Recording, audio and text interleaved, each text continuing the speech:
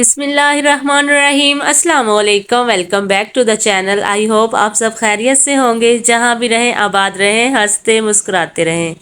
Nausea in kitchen में आज मैं आपसे शेयर करूंगी चिकन करेला की रेसिपी।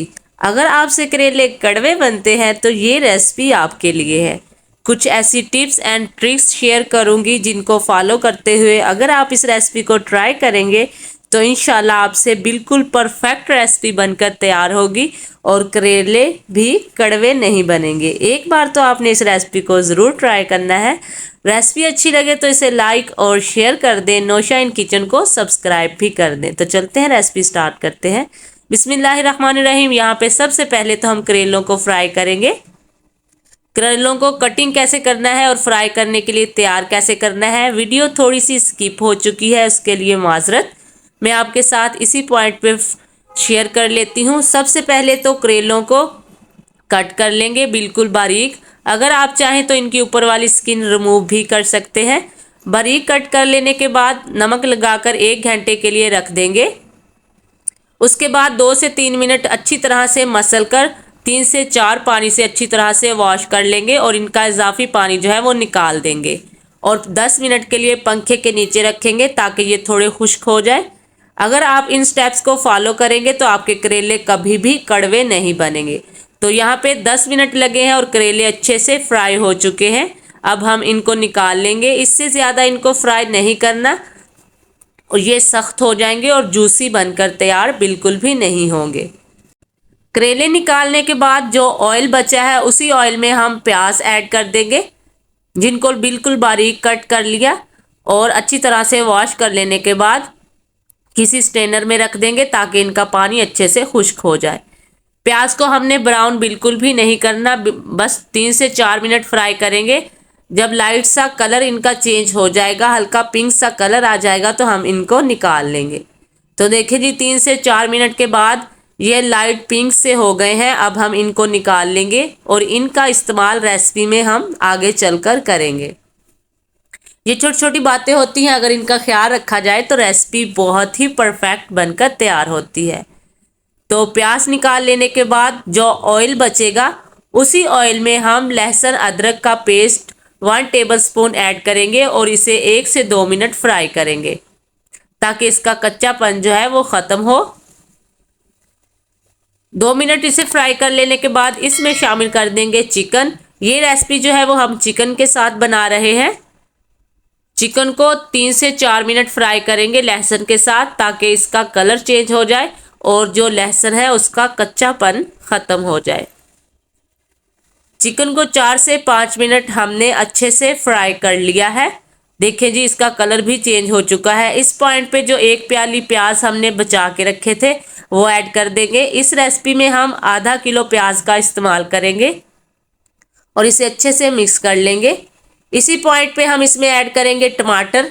3 बड़े साइज के टमाटर लेंगे और इसे बिल्कुल बारीक काट लेंगे। हाफ इस पॉइंट पे इसमें ऐड करेंगे और हाफ टमाटर जो है वो आगे चलकर हम इस्तेमाल करेंगे। अच्छी तरह से मिक्स करने के बाद इसमें शामिल करेंगे कुछ स्पाइसेस। सुरख मिर्च का पाउडर 1 टीस्पून, ये तीखे वाली सुरख मिर्च है। 1 टीस्पून हल्दी जाएगी। हाफ टी स्पून इसमें चिली फ्लेक्स शामिल कर देंगे। 1 टीस्पून धनिया पाउडर जाएगा। हाफ टी स्पून मिक्स गरम मसाला शामिल कर देंगे और हाफ टी स्पून ही इसमें नमक जाएगा। क्योंकि करेलों को भी हमने नमक लगाया था इसलिए हाफ टी स्पून ही ऐड करेंगे। अगर हमें नमक कम लगेगा तो हम इसे मज़ीद ऐड कर सकते हैं।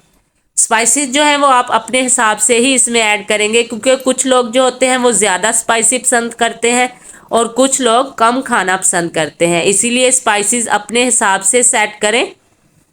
रेसिपी यही रहेगी, स्पाइसेस आपने अपने हिसाब से ही इसमें ऐड करने हैं। 1 प्याली पानी इसमें शामिल करेंगे और मिक्स करने के बाद इसे कवर लगाकर तकरीबन 10 मिनट के लिए लो टू मीडियम फ्लेम पे कुक करेंगे ताकि चिकन जो है वो भी अच्छे से सॉफ्ट हो जाए और मसाले भी अच्छे से पक जाएं। तो देखें जी, 10 मिनट हमने इसको कवर लगा के पकाया है। ये जो थोड़ा पानी इसमें मौजूद है इसे भी खुश्क कर लेंगे। इस पॉइंट पे हम इसमें ऐड करेंगे टमाटर जो कि हमने बचा के रखे हुए थे। अगर आपको इस तरह से टमाटर पसंद नहीं है तो आप इस पॉइंट पे टमाटर ऐड करना स्किप भी कर सकते हैं। शुरू में जिस पॉइंट पे हमने टमाटर ऐड किए थे उसी पॉइंट पे सारे टमाटर इसमें ऐड कर दें।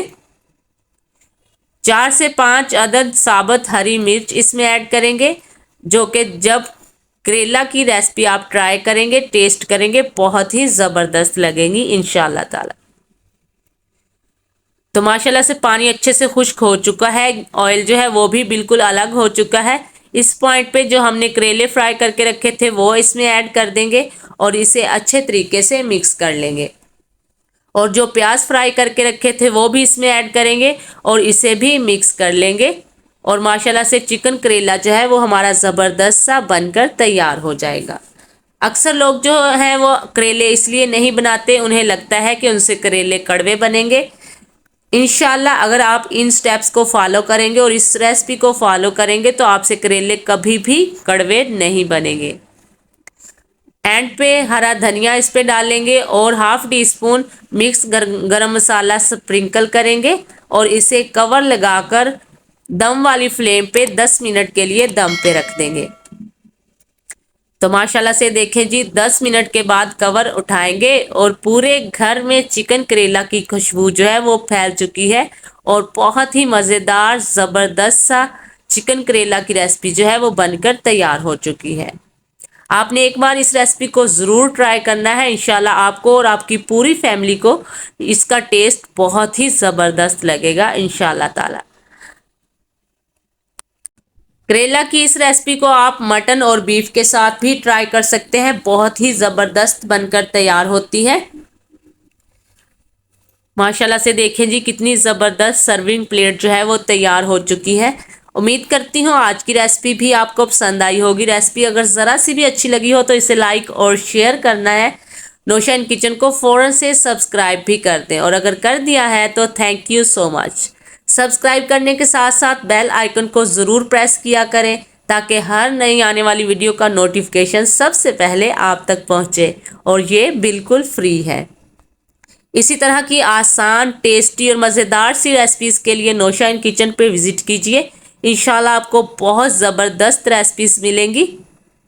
अगली रेसिपी तक दीजिए इजाज़त। अपना और इस चैनल का बहुत सारा ख्याल रखिए। आयशा को भी अपनी दुआओं में याद रखिए। अल्लाह हाफिज़।